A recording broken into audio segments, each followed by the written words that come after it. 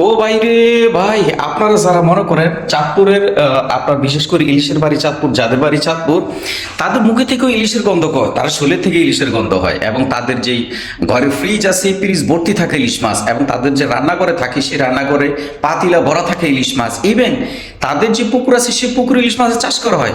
আপনারা কিন্তু এটি মনে করেন একেবারে ভুল ধারণা ভাই।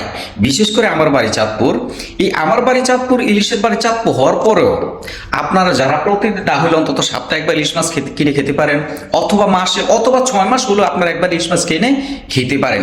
কিন্তু আমাদের মতো মিডল ক্লাস যারা মধ্যবিত্ত, আমরা অনেক সময় বছরও কিন্তু ইলিশ মাছ কিনে খেতে পারি না। সেটা হচ্ছে আমার বাড়ি ইলিশের বাড়ি চাঁদপুর, এটা সত্য। কিন্তু ইলিশ আমরা কেন কিনে খেতে পারি না জানেন? যেই ইলিশ মাছটা আমাদের অঞ্চলে যে দেখা গেছে গিয়া আপনার যেটা হওয়া উচিত ছিল অন্তত 500 থেকে 1000 টাকা, কিন্তু সেই মাছটা আমাদের ওইখানে পাওয়া যায় 2.5 থেকে অনেক সময় 3000 টাকা হয়ে যায়। কিন্তু সেম মাছটাই যখন চাঁদপুরের প্রতিবেশী কোনো জেলাতে পাওয়া যায় তখন 1500 থেকে 2000 টাকা পাওয়া যায়। কিন্তু জানেন, এই যে বাংলাদেশে বিশেষ করে চাঁদপুর এবং বরিশাল জেলা ভিত্তিক যে আপনার মৎস্য আড়তগুলি আছে, যে বিশেষ করে যারা এগুলা টেন্ডার নিয়ে পরিচালনা করেন, এটা একটা সিন্ডিকেট করে রাখা হয়েছে দীর্ঘ অনেক বছর ধরে। কারণ নদীর যতগুলো মাছ আছে প্রত্যেকটা মাছের মধ্যে কিন্তু ইলিশ মাছটাও একটা সামুদ্রিক মাছ, আল্লাহ পাক দেওয়া একটা নেয়ামত, এটা স্পেশালি কোনো কিছু না। কিন্তু এটাকে আপনার হীরামণি মুক্তার মধ্যে করে রাখা হয়েছে, এই জন্য এটার পিছনে একটা সিন্ডিকেট কাজ করে।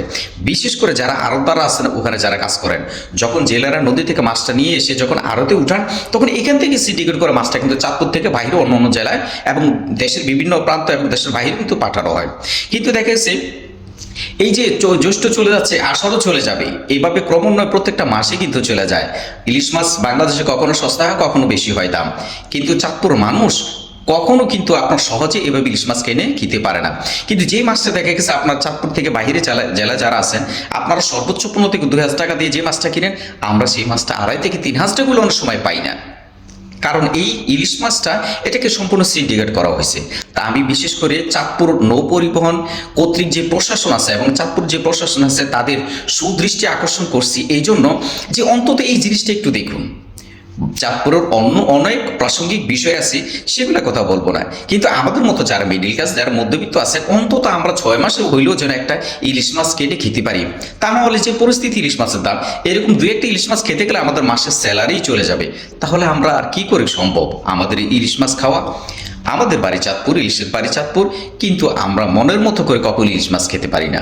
এটা শুনছিলাম কখনো এক সময় যে বাংলাদেশে 2000 সাল থেকেও শুরু করে যখন দেখেছি 20 টাকা 25 টাকা হালি কিন্তু ইলিশ মাছ বিক্রি করা হইতো, কিন্তু বর্তমানকার সময় এসে দেখি 20 টাকা তো দূরের কথা, আজকে দেখা গেছে আপনার 2000 টাকা হলেও মোটামুটিভাবে একটা মাছ কিনা পাওয়া যায় না।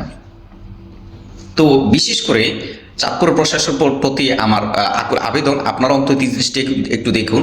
কারণ যখন মাছটা নদী থেকে এসে আড়তে আসে, এখান থেকে ডাইরেক্ট কিন্তু বাংলাদেশের বিভিন্ন জেলায় কিন্তু পাঠিয়ে দেওয়া হয়। এটা একটা সিন্ডিকেট, এটা একটা সিন্ডিকেট। কারণ আমাদের চাঁদপুর জেলার ভিতরে কিন্তু আমাদের মাছের মূল্য অনেক চওড়া থাকে, যে মাছটা কিন্তু অন্য অন্য জায়গায় তার 50% রেট চলে যায়। তো বিশেষ করে চাঁদপুর প্রশাসন প্লিজ অন্তত এই বিষয়টা একটু দেখুন, যাতে আমরা অন্তত মাসে না হলে 6 মাসে একটা ইলিশ মাছ কিনে খেতে পারি। যারা চাঁদপুর প্রশাসন আছেন এই জিনিসটা অবশ্যই একটু দেখবেন।